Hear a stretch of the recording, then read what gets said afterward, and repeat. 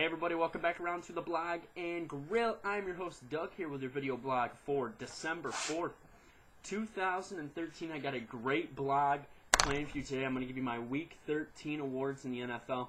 I'm going to talk about the Heisman Race. Also, we'll talk a little Sark to USC.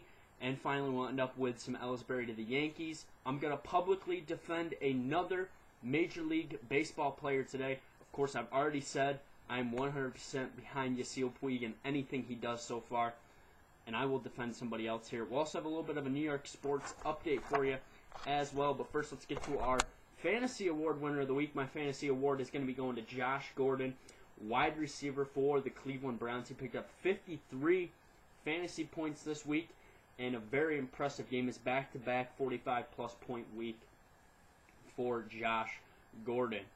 My offensive player of the week is going to go to Adrian Peterson. Anytime a running back goes over 200 yards rushing, I got to pick him. 35 carries, 211 yards.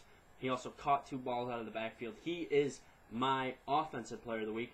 And finally, my defensive player of the week is going to be the Seahawks defense, collectively holding Drew Brees to under 200 yards passing. Seahawks get my defensive player of the week award. All right, so now it's time to start talking about the Heisman race. Right now, I think the Heisman race is wide open. I think Marcus Mariota has definitely stepped out. I think there's really 3 guys, and these are the 3 guys that will be going to New York City. It's going to be Johnny Manziel. It's going to be Jameis Winston. And I think the kid out of Northern Illinois, Jordan Lynch, deserves to be there. Sure, he doesn't play on a big team, but he wins for his team.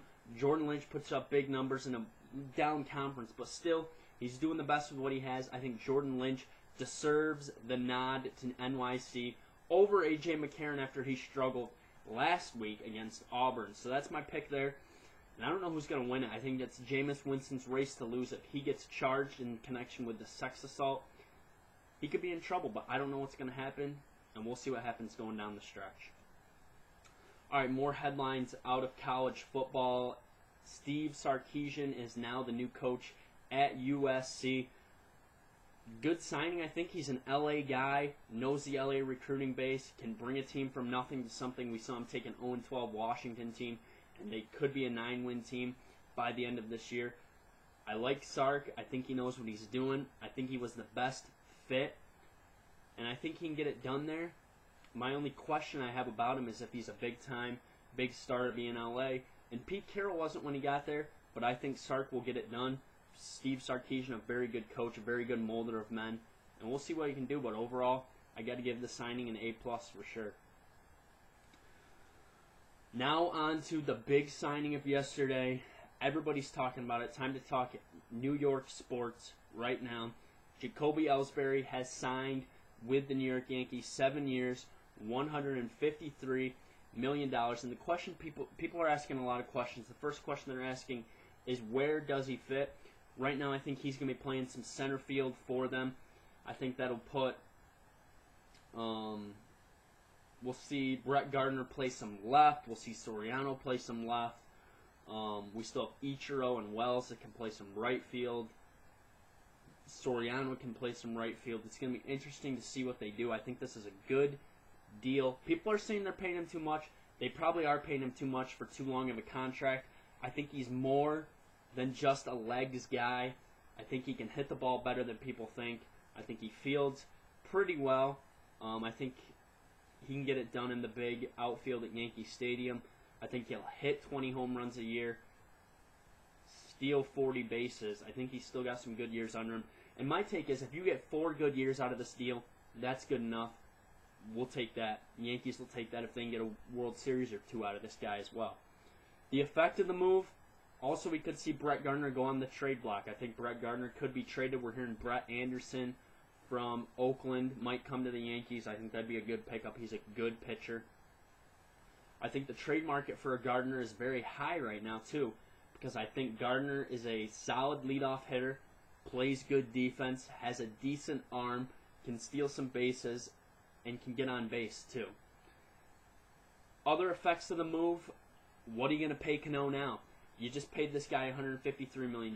No, I don't think Cano is going to be going to the Seattle Mariners.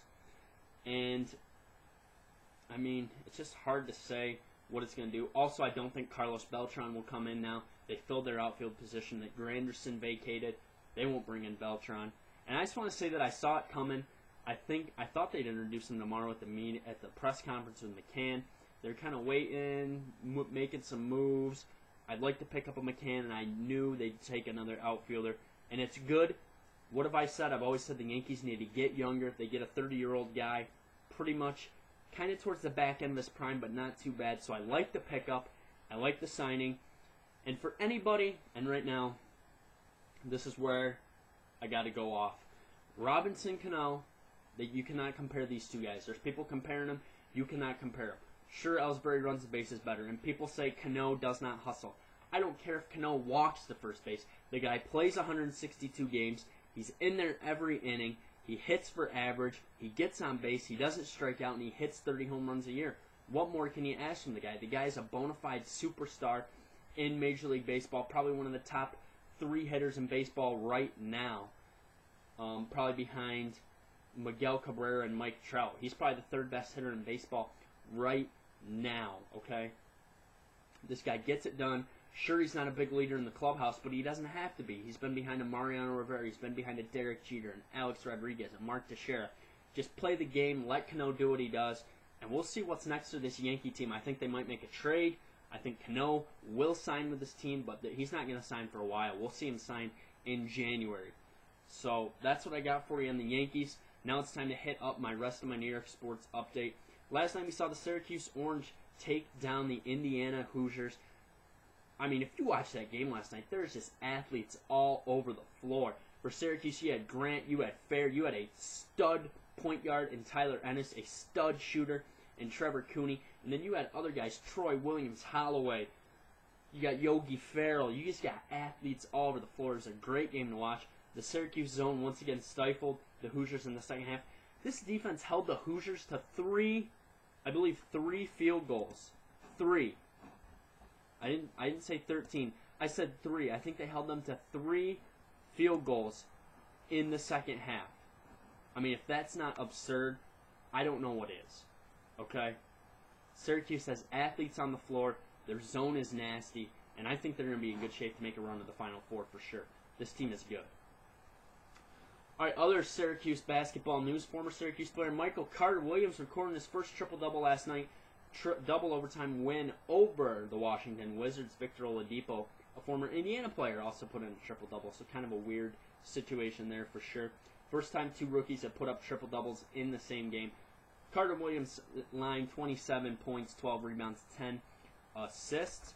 And other New York news, Nets lose to the Nuggets. And Lawrence Frank is kicked off the bench. Lawrence Frank is now pretty much the highest paid secretary in the NBA, okay? Bad move, Jason Kidd. We could see a little coaching switch there.